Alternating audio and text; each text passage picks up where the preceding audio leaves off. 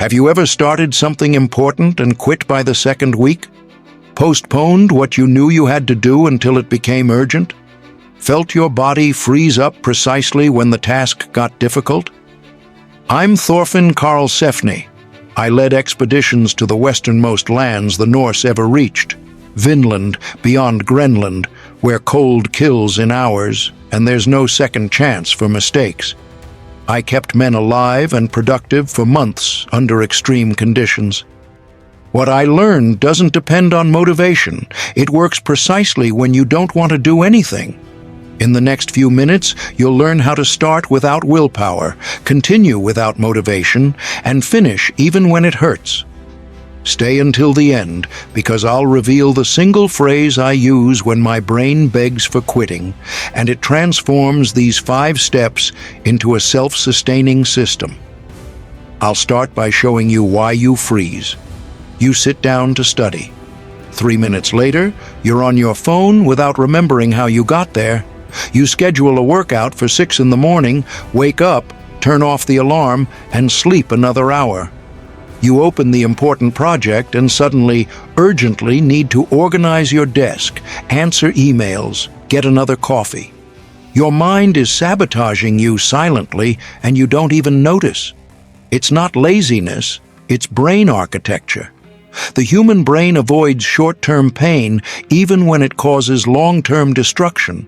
The trick is to expose the trap before it works. When the hard task comes, studying, training, working on the project, your mind will fire off justifications in less than 3 seconds.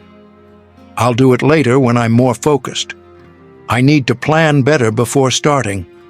I'm not in the right mood today. You believe it because the voice seems logical, but it's a trap. All these phrases mean one thing: escape now. Get paper and pen. For the next 3 days, write down the first 3 excuses your mind offers when it's time for the hard task. Don't judge, don't fight, just write. On the 3rd day, you'll see the pattern. They're always the same excuses in different clothes. I'm tired becomes I'm not inspired becomes I need more preparation. The core is identical. When you see the pattern written down, resistance loses its disguise of reason. You stop negotiating with it because you recognize it's not a new argument, it's the same voice trying to convince you again. The lesson is direct. Name the resistance or it governs you. Write the excuses for 3 days, see the pattern, steal its power. Tomorrow, when your mind offers escape, you'll recognize the voice before it convinces you. You're burning half your energy fighting what you can't change. Traffic jammed? You curse, huff, hit the steering wheel. 0 impact on traffic, enormous impact on your mental capacity for the rest of the day. Rain canceled training? You complain, postpone, lose the whole day. File didn't arrive? You sit there waiting, chewing on anger. Every minute resisting the inevitable is mental fuel thrown away. You arrive at the real task already exhausted before starting. The technique that solves this is active acceptance. It's not giving up, it's stopping the waste of resources on useless lament. It works like this. When the situation is immutable, say out loud, "This doesn't change, what can I do here?" and force your mind to look for available action. Traffic stopped? Listen to audiobook or mentally plan next task. Rain canceled training? Stretch, study tactics, do push-ups at home? File didn't arrive? Advance another part of the project, organize backlog, review old code. The effect is double. You stop burning energy on useless resistance and still gain real progress. Traffic that used to leave you irritated becomes learning time. Rain that canceled the day becomes alternative training opportunity. Delay that paralyzed you becomes chance to clear pending items. The external situation hasn't changed, but you came out with gain instead of loss. Apply today. Identify a recurring situation that blocks you and doesn't change.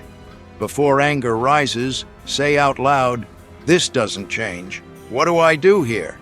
and execute available action immediately. Don't overthink, just redirect. You'll feel immediate relief from stopping the fight and concrete gain from advancing where you only lost time before. You decide impulsively, make mistakes, have to redo, accept the wrong project, choose the wrong approach, hire the wrong person, spend double the time, triple the energy. The problem isn't thinking too little, it's thinking with noise. Your mind is racing, jumping between worries, and you make decisions on top of this chaos. The solution is simple: 2 minutes of stillness before any important choice. It's not mystical meditation, it's mental noise cleanup. It works because when your mind stops jumping between anxieties, you see the real priority. The practice is direct. Before deciding anything important, stop for 2 minutes. Sit or stand, close your eyes if you can, observe 3 complete breaths. Air in, air out. Thoughts will appear, you don't fight them. Just notice they came and return to breathing. By the 3rd minute, false urgency dissolves and you see what really matters. The difference between impulsive decision and clear decision is 2 minutes of stillness. You'll see that half the urgencies weren't urgent. Half the complex choices have obvious answers when noise leaves. You save hours of rework and weeks of regret with 2 minutes of breathing. Use before accepting proposals, before sending difficult messages, before choosing strategy. Breathe 3 times and watch clarity arrive. You're doing everything halfway and thinking you're productive. Answering messages while writing reports, listening to podcasts while studying, thinking about meetings while training. The human brain doesn't do 2 complex tasks simultaneously. It switches fast between them and bleeds energy at each switch. Every time you jump tasks, you spend mental strength reconnecting context. By day's end, you've done 10 things poorly instead of 3 things well. The rule that solves this is simple and non-negotiable. 1 task at a time, mind and body, aligned until completion or natural stopping point. Before starting, declare out loud what you'll do. I'll write this report until the last line. I'll train this series until the last rep. I'll review this code until it runs without error. Declaring creates commitment and cuts temptation to deviate. Your mind knows you said it, so it resists focus less. Turn off everything that isn't the task. Phone on airplane mode, tabs closed, door closed if possible. Execute without deviation until done. You'll feel resistance in the first 5 minutes. Your mind will offer 1,000 reasons to check something quick. Ignore it. After 5 minutes, resistance drops and you enter flow. The task that seemed impossible starts moving. Whole mind on one action delivers firm result. Divided mind delivers rework. Apply to the next hard task. Declare out loud what you'll do. Turn off everything that isn't that. Execute until done. Compare the result quality with what you deliver when doing it divided. The difference is brutal. You think progress is explosion. Work out 3 hours Monday, rest until Thursday, complain you see no results. Study 6 hours on weekends, don't open books during the week, wonder why you're not learning. Write 10 pages one day, go 5 without writing, get frustrated because the project isn't moving. The problem isn't lack of intensity, it's lack of continuity. The human brain builds habit through repetition without gaps, not through isolated giant efforts. The rule that saves careers is brutal. Do it every day, even if poorly done. Better weak workout than skipped workout. Better half-page written than perfect page postponed. Better 10 minutes of tired studying than 2 motivated hours 3 times a week. The pattern without interruption creates neural pathway that makes action automatic. After 20 days without failure, you start without negotiating. Body goes before mind questions. Choose the task that needs to become habit. Define minimum acceptable version, the one you can do on worst day. 10 minutes of study, not 2 hours. 5 push-ups, not 50. 1 sentence written, not 3 paragraphs.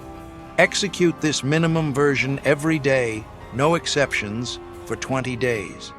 Good days you do more, bad days you do minimum. What matters is not breaking sequence. After 20 days, the task becomes identity. You're not someone who studies when you want. You're someone who studies every day. The mind stops asking, "Do I do it or not?" and starts asking, "How do I do it?" The first question burns energy. The second produces action. Continuity transforms effort into identity, and identity doesn't negotiate.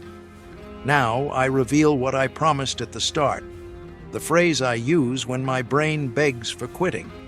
It's simple and ties everything together. Define who you are in 1 sentence and repeat until it becomes true. Not, "I'll try to train," but "I'm someone who trains every day." Not, "I want to write," but "I'm a writer who writes every day." Present tense, identity, fact. When you tie action to an identity that doesn't negotiate, decision leaves the moment. You don't wake up and decide whether to do it. You wake up and do it because it's who you are. Define your phrase now. Long crossings don't reward intensity. They reward continuous presence. Use this system on the next hard task. See resistance and name it. Accept the inevitable and redirect. Breathe before deciding. Declare action and execute whole. Maintain sequence without gaps. Define your identity in 1 sentence and be that person every day. The difficult doesn't become easy, but you stop negotiating with it.